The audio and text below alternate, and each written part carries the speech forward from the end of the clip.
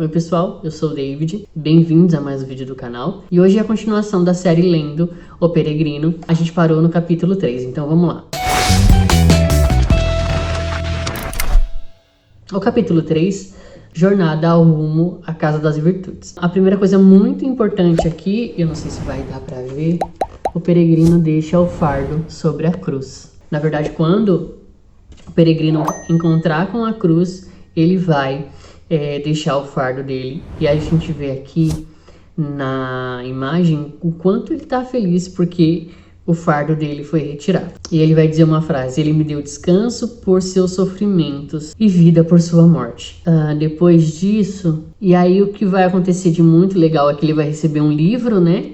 Que é a Bíblia, acho que novamente. Ele vai receber novas vestes, então as vestes de trapo dele vão ser trocadas. Ele vai receber vestes brancas, ele vai receber um sinal na testa e um livro para que ele lesse durante o caminho, com certeza é a Bíblia. O que eu acho muito legal nisso é ele falar sobre esse novo nascimento de novo, né? É quando a gente realmente nasce de novo, não só quando a gente tem consciência que precisa nascer, que eu acho que no começo da história ele precisava ter consciência de que ele precisava nascer de novo. Depois que passou essa consciência, ele nasceu de novo. Então eu achei essa parte muito legal. E aí ele vai voltar pro caminho, né, pro caminho estreito, munido dessas coisas, e aí ele vai encontrar com os falsos cristãos. Quando ele encontrar com os falsos cristãos, vai ter um diálogo aqui muito interessante. Esse diálogo vai falar muito sobre a apatia na vida cristã. Então eles não vão se perceber que eles estão na beirada do caminho e que a beirada do caminho pode trazer o leão que anda em derredor, que é a figura de Satanás, que pode tragá-los, porque eles não estão no caminho, e sim na beirada do caminho. Há uma grande diferença. E também vai chegar um momento em que eles vão se dividir. E aí, quando eles se dividirem, cada um vai para um caminho diferente, porque aonde eles vão estar, a rota vai meio que dar opções para eles. Só que o peregrino, como a gente já sabe, ele vai seguir o caminho estreito. Só que a parte desse caminho estreito é um morro muito alto. Então, é um caminho muito difícil. Quando chegar nessa parte desse caminho muito difícil, o peregrino vai optar por ir pelo caminho mais difícil. Ele já aprendeu a lição. O que acontece é que os outros personagens que vão aparecer aqui, que não são os cristãos, mas a hipocrisia e tem mais um outro nome aqui. Deixa eu ver se eu acho. E a formalidade. Eles vão ir pro caminho mais fácil. O que vai acontecer é que os dois vão morrer. Um vai cair numa cova e o outro vai ser devorado por bestas feras. E aí, quando terminar esse tópico, ele vai cantar uma música que ele vai dizer assim: devo subir ao topo da montanha, não importa se o caminho é íngreme, pois eu sei que, atravessada a luta, encontrarei o caminho da vida, e o caminhante não deve chorar. Então, coragem, meu coração não desfaleça, não tema. Embora a rocha bruta faça lento o caminho, a trilha fácil apenas me leva para trás. Ou seja, ele aprendeu a lição. Avante para o alto. Nesse caminho eu devo seguir. Depois a gente vai ter o Perdendo o Livro no Caramanchão Tranquilo. Então o peregrino ele vai acabar dormindo, né, no Caramanchão. Aqui é um lugar que realmente era posto para poder descansar. Só que ao dormir durante a viagem ele vai perder o livro. E o livro é a Bíblia. E aí quando ele perder esse livro, ele vai entrar em desespero. Ele vai falar: eu não devia ter dormido, eu não devia ter dado descanso aos meus olhos. Mas o interessante é que o que o Bunyan quer falar, ele quer falar sobre Israel novamente.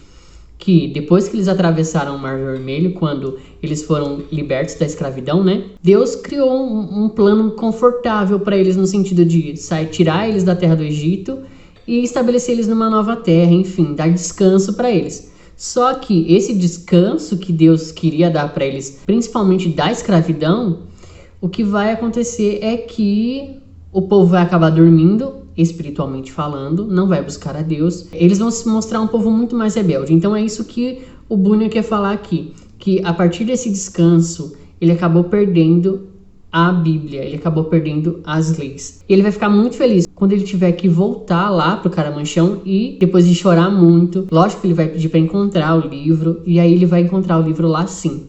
E aí uma outra coisa também que tem nessa parte, ele vai encontrar com dois personagens que também são cristãos, só que eles não vão ir para a vida eterna. Na verdade, eles estão voltando num caminho que eles acharam muito difícil e resolveram voltar. E aí é que ele vai encontrar com Desconfiado e com medroso. O que o Bunyan quer dizer que medrosos e desconfiados não entram no reino dos céus. Para concluir esse capítulo, eu li aqui agora, deixa eu pegar aqui no título para vocês. Tornando-se receoso, vai falar porque que medroso e o desconfiado decidiram voltar e não seguir para o caminho até o céu. Na verdade, por esse caminho, entre esse caminho, há 2 leões que estão presos, e aí o peregrino precisa passar, tá vendo? O peregrino precisa passar, e aí quando ele vai pensar, vou desistir, ele ouve uma voz dizendo, a sua fé é fraca? Por que temer? Não tenha medo dos leões, pois ambos estão acorrentados. Estão aí para provar a fé dos viajantes. O peregrino, ele está chegando aqui na Casa das Virtudes, né? E aí, novamente, ele vai encontrar com outro personagem, ele vai encontrar com quem aqui? Com o porteiro primeiro, depois ele vai encontrar com a descrição, até que a descrição vai levar ele para a piedade. Então, ele vai fazer um resumo de como que foi a viagem dele mais uma vez.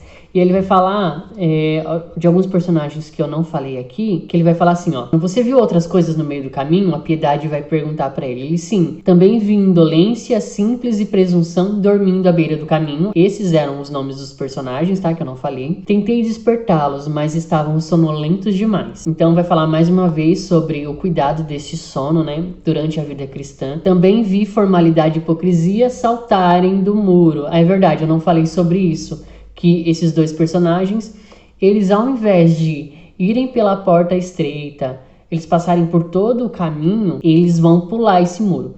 E aí Jesus disse certa vez que quem pula o muro é salteador e ladrão.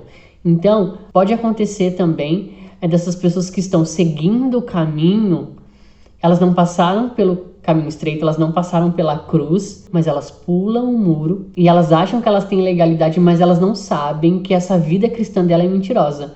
E aí Jesus disse, né? Eu já falei que quem pula o muro é salteador e ladrão, ou seja, não é nascido de novo. Bom, voltando aqui para o que eu estava falando, saltarem o muro, eles caminharam comigo um pouco até chegar a este morro, onde deixaram e pegaram as estradas mais fáceis. E a gente viu o que acabou acontecendo com eles, né? Eles acabaram morrendo. Bom, e aí ele vai falar sobre o fardo que ele deixou.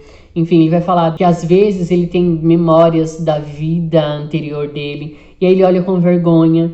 Ele não olha mais com vanglória. É isso que acontece quando a gente aceita Jesus. Tudo que a gente fez de errado, se a gente tinha alguma vanglória sobre isso, ou a gente achava que essas coisas eram super bacanas, ou se a gente orgulhava dessas coisas, quando a gente nasce de novo, a gente vê que tudo que a gente fez, a maioria das coisas, né, eram pecados, e a gente não tem mais esse peso de glória. E sim, o que nos cabe é o corar de vergonha. É o que o peregrino vai dizer aqui, que o cristão vai falar aqui, né? Já não fala mais peregrino, é sempre cristão agora. Ele vai falar sobre Jesus, sobre a vida que Jesus deu pra ele, enfim. E aí depois ele vai começar a falar com a Caridade também, uma outra personagem aqui.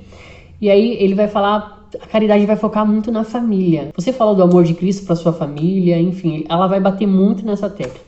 E aí vai ter vários diálogos aqui. E aí 2 coisas que a gente vai ter nesse diálogo com a Caridade. E aí teve uma coisa aqui no fechar desse capítulo que eu achei muito legal. Ele vai falar sobre os heróis da fé, de uma forma bem diferente e bem legal. Ele vai ser levado lá para um arsenal, um estúdio, primeiramente, e depois em um arsenal. E aí vai falar que aquele estúdio e esse arsenal, ali estão escritos todos os feitos grandiosos, né? E isso é com base em Hebreus 11, onde vai falar sobre os heróis da fé. Só que aqui ele não vai falar sobre os heróis da fé, lá no capítulo 11 vai falar sobre os grandes nomes, né? Mas o que ele vai dizer aqui é sobre todos os peregrinos, todos aqueles que em Jesus, através desse caminho que estão trilhando, eles possuem uma herança, eles possuem um histórico de guerra. E aí eu achei isso muito legal.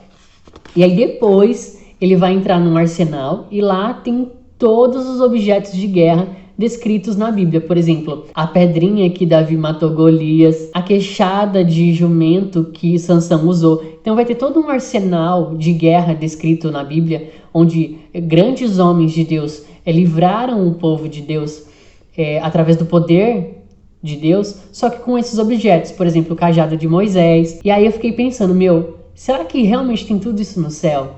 como um arsenal e um dia a gente vai poder visitar e a gente vai poder ver? Já parou para pensar? Tantas coisas, não só essas que a gente sabe, por exemplo, que a gente sabe que existe, mas já pensou se Deus faz todo um arsenal de todas as coisas que ele usou para livrar o povo? Como que será esse arsenal que podem ter coisas que a gente nunca viu?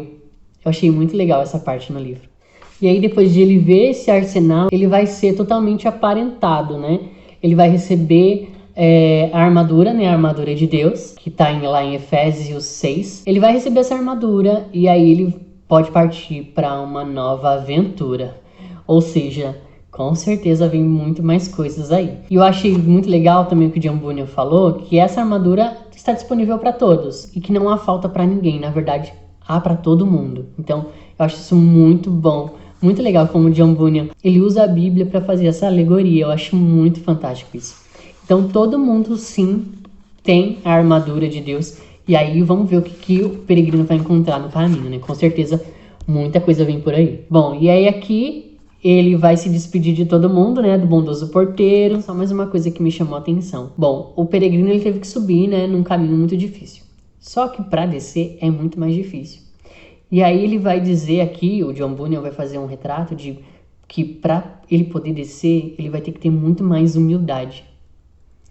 Isso é um fato. Para subir, ainda que a subida seja muito difícil, para descer, para se humilhar, para reconhecer muitas coisas como cristão, é um pouquinho difícil. Tanto é que alguns personagens vão ajudar ele a descer, né, esse morro, ali no começo, mas quando vê que tá tudo bem, que acho que tudo bem se humilhar, ou ele sabe fazer isso, ele aprendeu a fazer isso, aí os personagens deixam ele sozinho novamente. Eu achei isso também muito legal. E aqui encerra o capítulo 3. Bom, eu achei muito legal dessas coisas que eu pensei sobre o capítulo. Enfim, se você leu, fala pra mim o que você achou.